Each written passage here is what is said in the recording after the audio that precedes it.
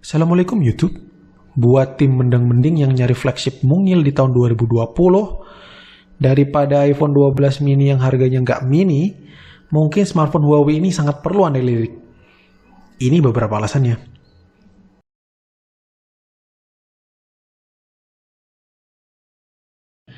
Menggenggam dan memakai smartphone ini di harian terasa sangat ringkas, luar biasa ringkas malah. Namun masih mampu mempertahankan kelegaan layarnya karena bentang layarnya sendiri itu masih cukup memadai gitu. Konstruksinya seperti biasa, sandwich glass front, glass back dengan kemudian aluminium frame di sampingnya. Memiliki hybrid dual SIM ya, nano SIM dengan ekspansi memori menggunakan nano memory. Memang dia ini belum memiliki IP67 dan IP68 ya seperti kakaknya ya ini P30 Pro. Pasalnya dia cuma memiliki IP53 alias dust and splash proof, splash protection ya, tapi ya tentu lebih baik lah ya daripada nggak ada gitu. Kemudian layarnya memiliki teknologi OLED yang udah peningkatan sangat jauh dibandingkan generasi sebelumnya, yakni P20. P20 itu masih, seingatku masih memakai layar IPS ya kan.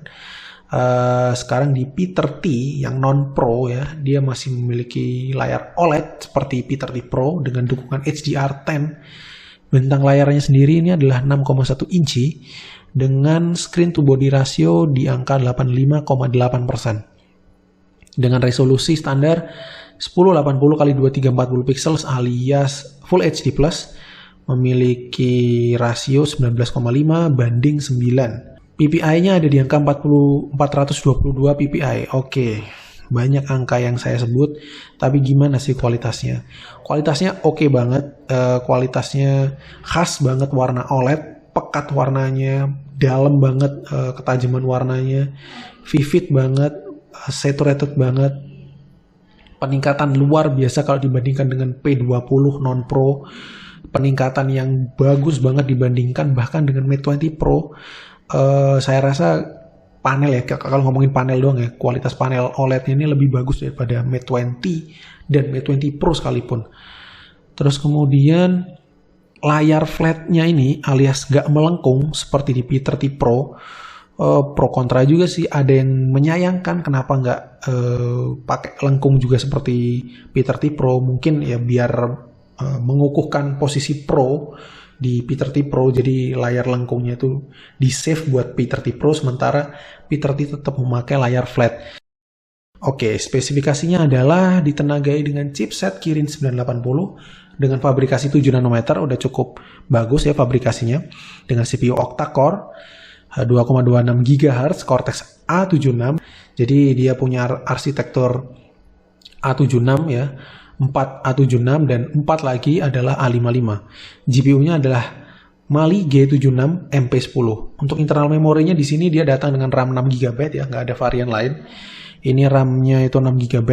Untuk yang di Indonesia ya, ini kita bicara di Indonesia, resminya adalah 6 GB dengan internal 1 8 GB dengan UFS 2.1 untuk internal storage-nya ya.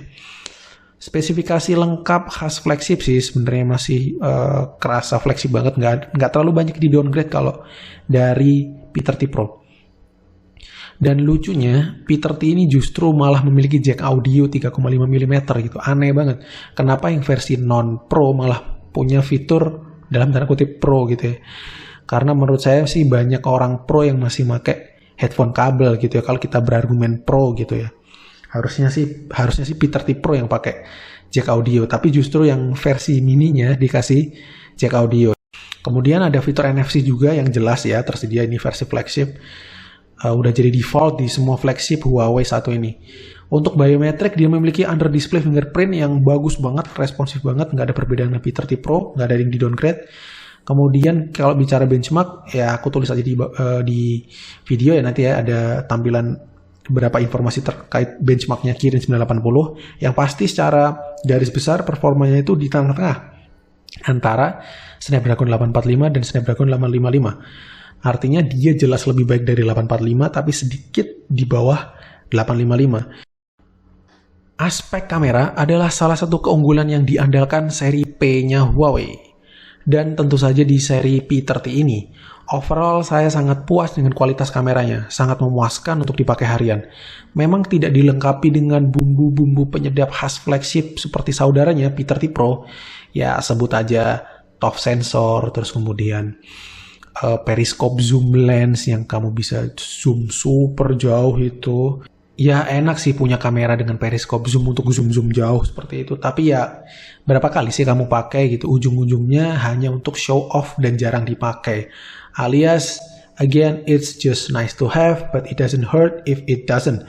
So, ya menurutku sih, karena ini versi non-pro, saya bisa pahami ini tidak dihilangkan gitu. Fitur-fitur ini dihilangkan. Jadi, Peter T hanya memiliki fitur-fitur kamera esensial yang membuat dia masih bisa disebut sebagai flagship.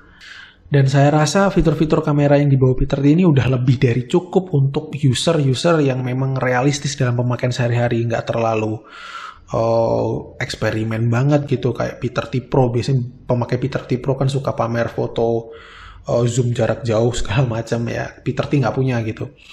Ya oke lah, nggak masalah gitu. Hal yang mungkin sedikit kurang dari Peter T adalah mungkin kualitas videonya ya, yang menurutku sih masih sedikit di bawah pesaing.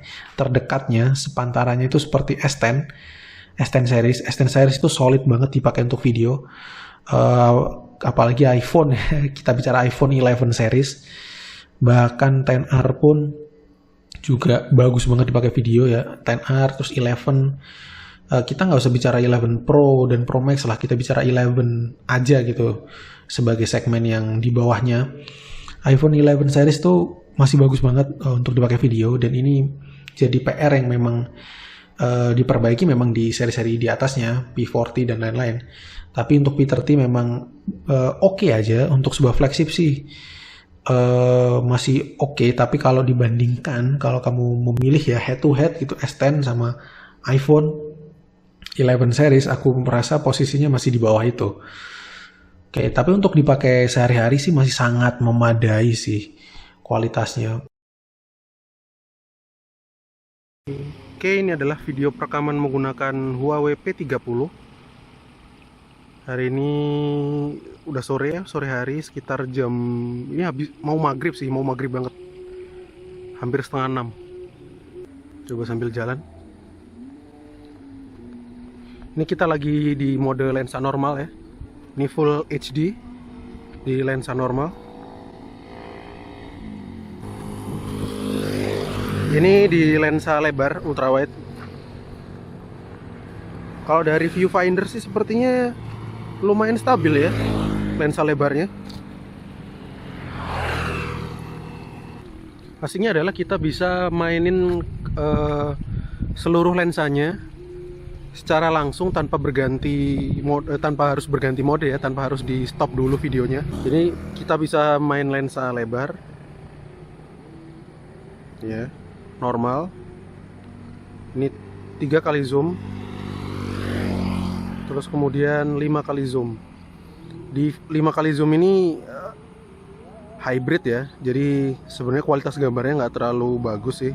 Cuman ini keren banget sih, karena sambil kita ngerekam bisa langsung mainin zoomnya tanpa harus di stop. Coba kita ke langit, ini pakai 5 kali zoom.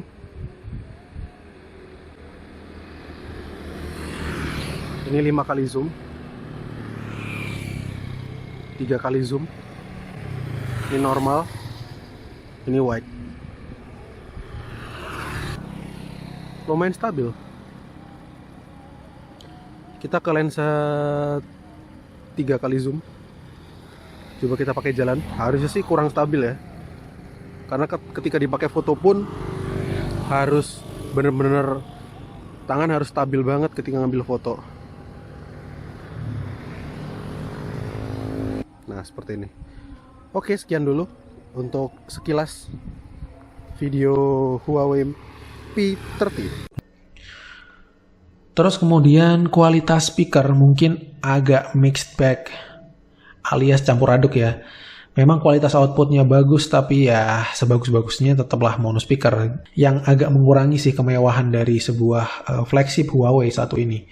Lucunya Peter T Pro pun juga masih memiliki mono speaker ya, yang nggak lucu banget gitu menurutku. Tapi ya it is what it is again.